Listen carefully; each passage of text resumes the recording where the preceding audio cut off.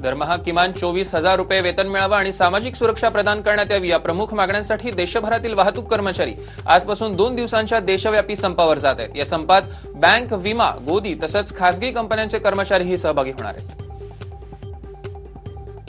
कर्मचाऱ्यांच्या मागण्यांवर ब्रेस्ट प्रशासन गंभीर नाही, त्याकडे वारंवार दुर्लक्ष केले जात असल्याचा आरोप करत सुमारे 30,500 बेस्ट कर्मचारी सोमवारी मध्यरात्रीपासून संपावर गेलेत। तर संपावर गेलेल्या कर्मचाऱ्यांवर मेस्मा अंतर्गत कारवाईचा इशारा ब्रेस्ट प्रशासनाने दिलाय।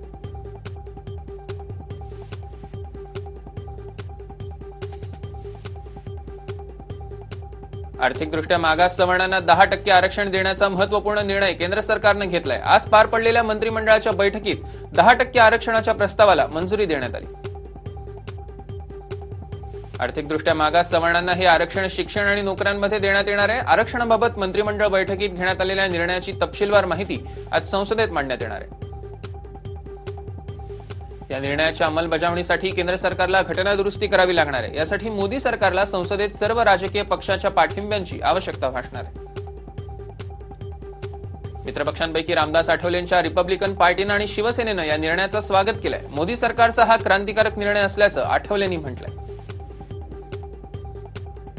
दलितांवर दीर्घकाळ झालेला अन्याय दूर करण्यासाठी आरक्षण आहे। राज्यघटना आर्थिक आधारावर आरक्षणास परवानगी देत नाही असं ट्विट एमआयएमचे प्रमुख असदुद्दीन ओवैसी यांनी केलं।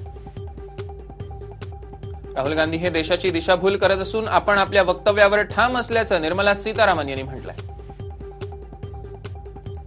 देशाच्या संरक्षण मंत्री संसदेत राफेल कराराबाबत धादांत खोटं बोलतायत असा आरोप राहुल गांधींनी केलाय। तर राफेलबाबत मोदी बोलायला का घाबरतायत असा सवाल उपस्थित केला। राजा दशरथांच्या महालात 10,000 खोल्या होत्या असं सांगितलं जातं, त्यामुळे रामाचा जन्म कुठे झाला हे सांगणं कठीण आहे असं वादग्रस्त वक्तव्य काँग्रेसचे ज्येष्ठ नेते मणिशंकर अय्यर यांनी केलंय। शिवसेना पोकळ धमक्या आणि पादऱ्या पावट्यांच्या इशाऱ्यांना कधीच घाबरली नाही। अफजल खान आणि औरंगजेबास आम्हीच पटकवले, इतक्या लवकर हे विसरलात का अशा शब्दात शिवसेनेचे खासदार संजय राऊत यांनी भाजपला चांगलंच फटकारलं।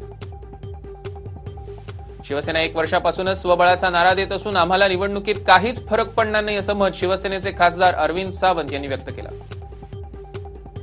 काँग्रेसच्या माजी खासदार प्रिया दत्त यांनी आगामी लोकसभा निवडणूक न लढवण्याचा निर्णय घेतला। या संबंधीचं पत्र त्यांनी काँग्रेस अध्यक्ष राहुल गांधींना पाठवलंय। इंदिरा गांधी या त्यांच्या काळातील सर्वात सक्षम नेत्या होत्या। त्यांची कारकीर्द निश्चितच वाखाणण्याजोगी आहे असं केंद्रीय मंत्री नितीन गडकरी यांनी नागपुरात म्हटलंय। भाजपाच्या विचारधारेपेक्षा वेगळे वक्तव्य केल्यानं पुन्हा एकदा सगळ्यांच्याच भुवया उंचावल्यात। शेतकऱ्यांच्या मुद्द्यावर भाजपा खासदार वरुण गांधी यांनीही काँग्रेस अध्यक्ष राहुल गांधी यांच्या सुरात सूर मिसळलाय। 1952 पासून आतापर्यंत 100 उद्योगपतींना जेवढा पैसा मिळाला त्याच्या 17% रक्कम शेतकऱ्यांना मिळाली आहे आणि हे लज्जास्पद असल्याचं त्यांनी म्हटलंय। ज्येष्ठ पत्रकार गौरी लंकेश हत्या प्रकरणी बंगळूर येथील एसआयटीच्या अधिकाऱ्यांनी अटक केलेल्या शरद कळसकरच्या जमानीत धक्कादायक माहिती उघडकीस आली असून गौरी हत्येपूर्वी बेळगाव व धर्मस्थळ परिसरात गावठी बॉम्ब बनवून त्याचा स्फोट करण्याचा प्रयोग करण्यात आला। अमेरिका असो किंवा ब्रिटिश, यांच्या आधी ब्रह्मदेवालाच डायनासॉर ठाऊक असा दावा असिस्टंट प्रोफेसर अंशु खोसला या पंजाबमधल्या भूगर्भशास्त्रज्ञांनी केलाय। डायनासॉरसाठी भारत हे प्रमुख केंद्र होतं असंही या भूगर्भशास्त्रज्ञांनी म्हटलंय। अन्य राज्याप्रमाणेच जम्मू काश्मीरमधील कायदा आणि सुव्यवस्था आहे। काश्मीरमध्ये आठवड्याला जेवढे मृत्यू होतात तेवढे खून तर बिहारची राजधानी पाटण्यामध्ये दर दिवशी होतात असं वक्तव्य जम्मू काश्मीरचे राज्यपाल सत्यपाल मलिक यांनी केलंय।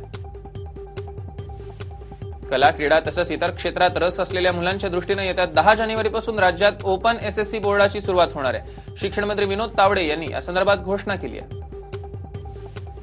हिमाचल प्रदेशात सोमवारी सूर्यदर्शन झालं असलं तरी अनेक भागात मंगळवारी हिमवृष्टी आणि पाऊस पडण्याची शक्यता व्यक्त करण्यात आली आहे। राज्यातल्या 6 भागांमध्ये किमान तापमान उणेच्या खाली गेलेलं आहे। तमिळनाडू रामेश्वरम येथील 100 वर्ष जुना पंबन ब्रिज वाहतुकीसाठी पुन्हा सुरू झालाय। या पुलावरून रिकामी ट्रेन नेऊन चाचणी घेण्यात आली।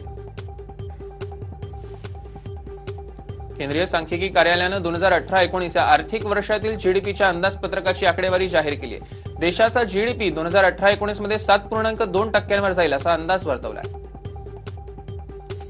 रिलायन्स जिओनं आता उत्तर प्रदेशच्या प्रयागराजमध्ये होणाऱ्या कुंभमेळ्यातील भाविकांसाठी कुंभ जिओ फोन लॉन्च केलाय। कुंभमेळ्याशी संबंधित सर्व माहिती या फोनच्या माध्यमातून भाविकांना मिळणार आहे। रिलायन्स कम्युनिकेशनचे अध्यक्ष अनिल अंबानी यांना सुमारे 550 कोटी रुपयांच्या थकबाकी प्रकरणी सर्वोच्च न्यायालयानं नोटीस बजावली आहे। एरिक्सन इंडिया प्रायव्हेट लिमिटेडनं आर्कॉम अवमानना याचिका दाखल केली आहे। भारतातील विविध पोस्टांमध्ये सुमारे 9,395 कोटी रुपये बेवारस स्थितीत पडून आहेत. विविध योजनांअंतर्गत असलेल्या या ठेवींवर अद्याप कोणीही दावा केलेला नाही.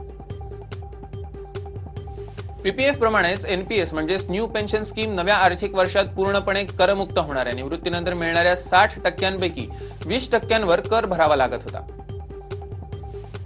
बांगलादेशच्या पंतप्रधान म्हणून शेख हसीना यांनी सोमवारी चौथ्यांदा शपथ घेतली.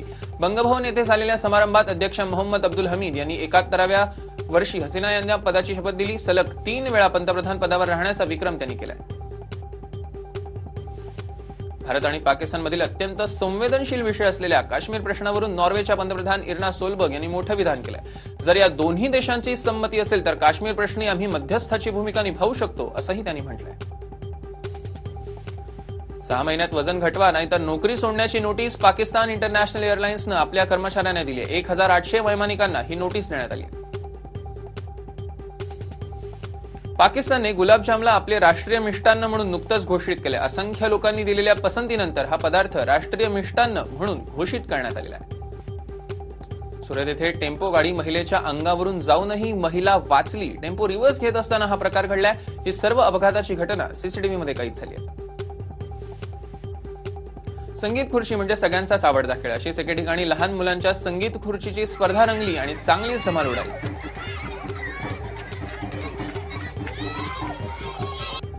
मृत्यू झाला की त्या व्यक्तीच्या नातेवाईकांना सावरणं जरा अवघड होतं. पण जगाच्या पाठीवर एक ठिकाण असं आहे की जिथे वेगळीच परंपरा आहे. इथे चक्क अंत्ययात्रा नाचत काढली जाते.